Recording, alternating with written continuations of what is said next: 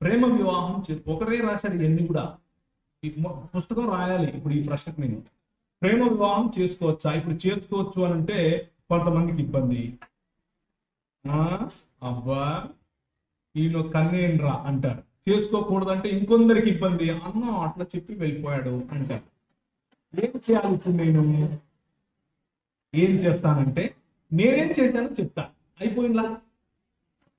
ఏమంటారు? నేనేం చేశానో చెప్తే అయిపోతుందా?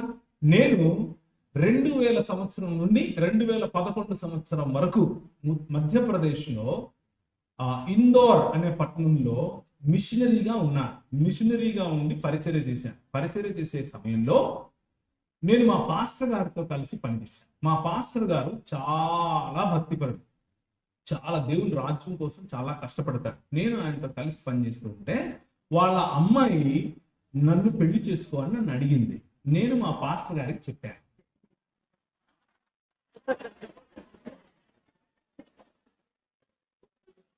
రెండు కలిపే కదా, కలిపానా లేదా చూసారా? అందుకే ట్రిక్కీ క్వశ్చన్ మీకే కాదమ్మా,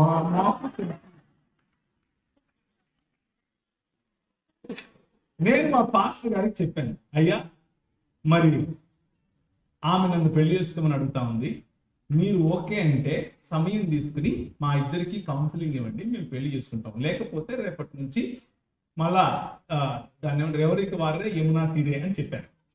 చెప్తే ఆయన 2 రోజులు టైం తీసుకుని ప్రార్థన చేసి మా అమ్మతో మాట్లాడి, మా అమ్మ ఆయన ఒక మాట అనుకుని, సరే నో ప్రాబ్లం, ఆ అమ్మాయి చదువు అయిపోయి ఆ తర్వాత చేసుకుందులే అన్నారు. ఒక 2 సంవత్సరాలు గ్యాప్ తీసుకుని ఇద్దరం ఒకరినొకరు అర్థం చేసుకుని వాళ్ళ ముందే, మా తల్లిదండ్రుల ముందు అంటే మా భార్య తల్లిదండ్రుల ముందు అర్థం చేసుకుని, తర్వాత ఆమె చదువు అయిపోయిన తర్వాత చక్కగా అందరి ముందు మా పెళ్లిలో ఒక 6000 మంది వస్తే ఆ 6000 మంది ముందు పెళ్లి చేసుకుని ఆ తర్వాత భార్యాభర్తలుగా చలామణి అయ్యాం. ముందు భార్యాభర్తలు అయిపోయి తర్వాత పెళ్లిళ్ళు చేసుకోకండి అని చెప్తున్నాను. అది తప్పు.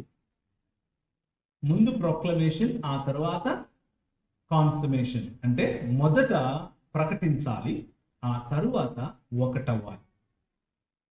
కనుక పురుషుడు తన తల్లిని తండ్రిని విడిచి తన భార్యను హత్తుకొని ప్రేమికురాల్ని కాదు. జాగ్రత్తగా వినండి, తన భార్యను హత్తుకుంటాడు, ప్రేమికురాల్ని కాదు. సో ప్రేమ తప్పు కాదు, భౌతిక సంబంధం పెళ్లి కంటే ముందు తప్పు, అది వ్యభిచారం కిందికి వస్తుంది, అది చేయకూడదు. ఇంకా క్లియర్గా ఏమని చెప్పాలా? I hope